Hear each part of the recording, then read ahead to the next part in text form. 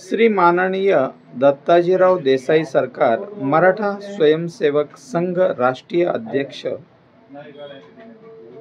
मराठा आरक्षणाबाबत स्वर्गीय अण्णासाहेब पाटील माजी आमदार मराठा योद्धे अखिल भारतीय मराठा संघाचे संस्थापक अध्यक्ष यांनी या विषयाला कशा पद्धतीने हाताळले? स्वर्गीय अण्णासाहेब पाटील हे फार मोठं वादळ होतं. अण्णासाहेब पाटील जर आज हयात असते तर मराठा महासंघानंच आज राज्याचं नेतृत्व केलं असतं, शिवसेनाही दिसली नसती, ही वस्तुस्थिती आहे. त्याच मराठा महासंघाच्या व्यासपीठावरचा विद्यार्थी नेता म्हणून मी अण्णासाहेबांच्या बरोबर काम करायची मला संधी मिळाली.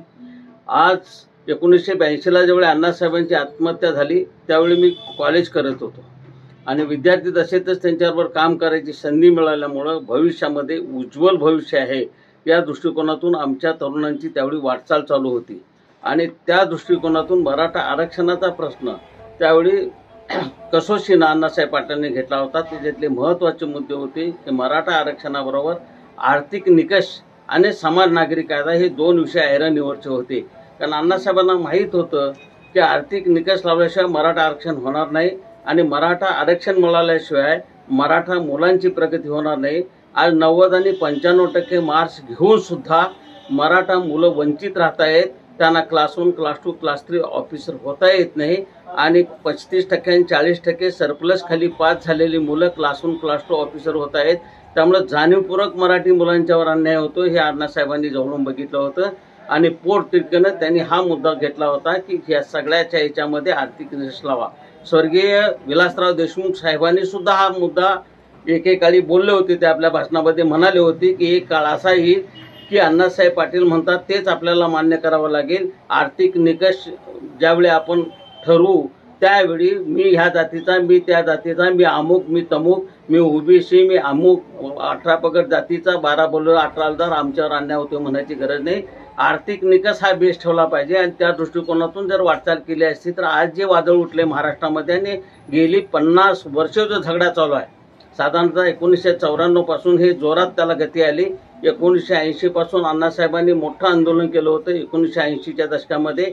आणि देशाची परिस्थितीच्या नेतृत्वाबाबत तुम्ही काय बोलाल?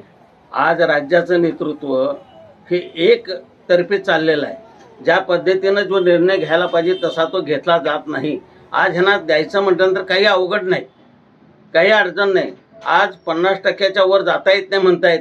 बाकीच्या राज्यामध्ये कसं केलं? आज बाहेरच्या राज्यामध्ये 50%, 60%, 70%, 75%, अगदी 80% गेलेले आहेत. मग तुम्हाला 50च्या वर खास बाब म्हणून करायला अडचणच काय? तसा ठराव करा विधानसभेमध्ये आणि विधान परिषदेमध्ये ठराव करून राज्य सरकारनं पाठपुरावा केंद्राकडे करावा आणि केंद्रानं लोकसभेमध्ये आणि राज्यसभेमध्ये त्यांचीच सत्ता आहे.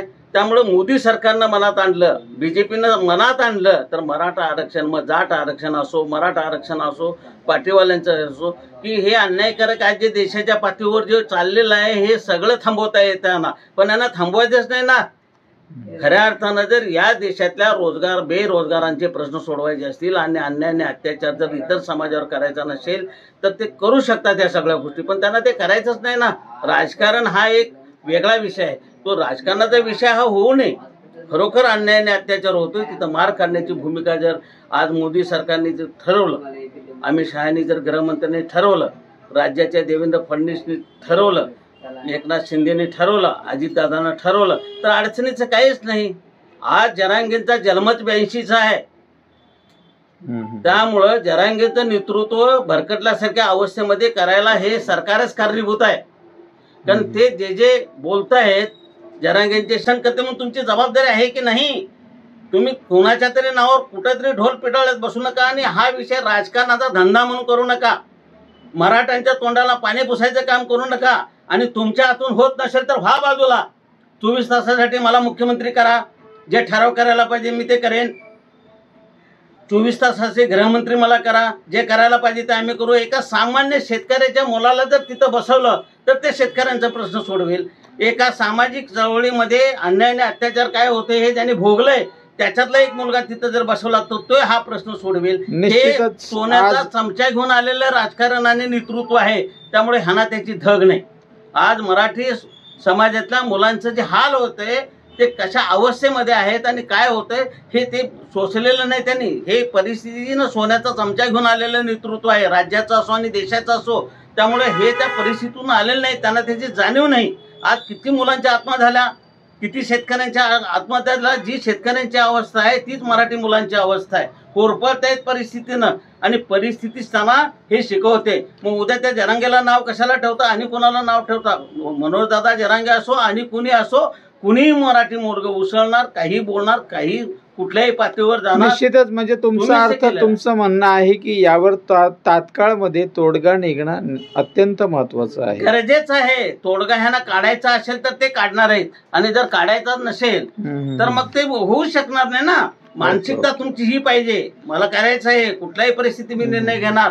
शिवाजी महाराजांच्या विचारानं, संभाजी महाराजांच्या विचारानं, शाहू महाराजांच्या विचारानं, अण्णाभाऊ साठेच्या विचारानं, महात्मा फुलेंच्या विचारानं, शाहू फुले नागरी परंपरेच्या विचारानं जर जायचं असेल तुम्हाला आणि महाराष्ट्राने देश चालवायचा असेल तर तोडगा प्रत्येक गोष्टीवर निघतो. निश्चितच. पण राजकर्त्याच्या मनात पाहिजे. राजकर्ते जर व्यापारी असतील आणि त्यांना फक्त व्यापारच करायचा असेल, राज्याचा आणि देशाचा धंदाच व्यापारच करायचा असेल आणि मुठभर लोकांच्या हातामध्ये व्यापारीकरण करून जर देशाची सत्ता गिळंकृत करून सर्वसामान्य माणसाला वेठीला धरायचं असेल तर मार्ग निघणार नाही. आणि मार्ग निघायचा असेल तर मला अभिमान वाटतोय. आज मोदी कणखर आहेत, अभ्यास आहेत, व्यासंग आहेत, अमित शहा त्यांच्या जोडीला आहेत. त्यांनी जर केंद्रात ठरवलं ह्याच्यावर मार्ग काढायचा तर ते निश्चित काढू शकतात. आज देवेंद्र फडणवीस स्वतः लॉ कायद्याचे पदवीधर आहेत. कायदा काय आणि कसा आहे त्यांना माहीत आहे. मनोज जरांगे पाटलासारखे ते काय कमी शिकलेले नाहीत. जरांगे पाटलांना ते नेहमी दिवसतात. त्यांना काय कळतंय, त्यांना काय कळतंय म्हणण्यापेक्षा अडाणी माणसाला जे कळतंय तेही जर तुम्हाला समजूनही तुम्ही करत नसाल तर त्यांच्यापेक्षा तुम्हीच अडाणी म्हणावं लागेल. कायद्याचे पदवीधर आज देवेंद्र फडणवीस आहेत, त्यांच्या जोडीला अजितदादा आहेत, एकनाथ भाऊ शिंदे आहेत. त्या तिघांनी म्हणून जर विचार केला महाराष्ट्रामध्ये आपल्याला हे द्यायचंच आहे, करायचं आहे, ह्याच्यावर कायमचा तोडगा काढायचा आहे तर हा मार्ग निघू शकतो. मुंबईत जावा आणि कुठे जावा, वाशीत जावा, इथे थांबवा, तिथं थांबवा, पोलिसी खाक्या वापरा, हे आता थांबवा कुठेतरी. महाराष्ट्रामध्ये जर तुम्ही अशाच पद्धतीने जाणार असाल तर यादवी माजेल.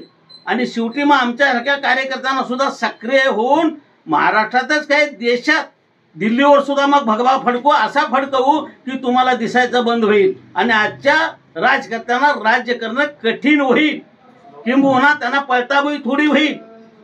ईडी सीबीआय ज्या मार्गाने तुम्ही लावताय आणि ज्या भानगडी करताय त्याच्यापेक्षा हे विकासाचे मुद्दे घेऊन शेतकरी, कष्टकरी, विद्यार्थी, बेरोजगारांच्या समस्या ह्याच्यावर तुमचं लक्ष केंद्रित करा. हा विकास आहे खऱ्या अर्थानं.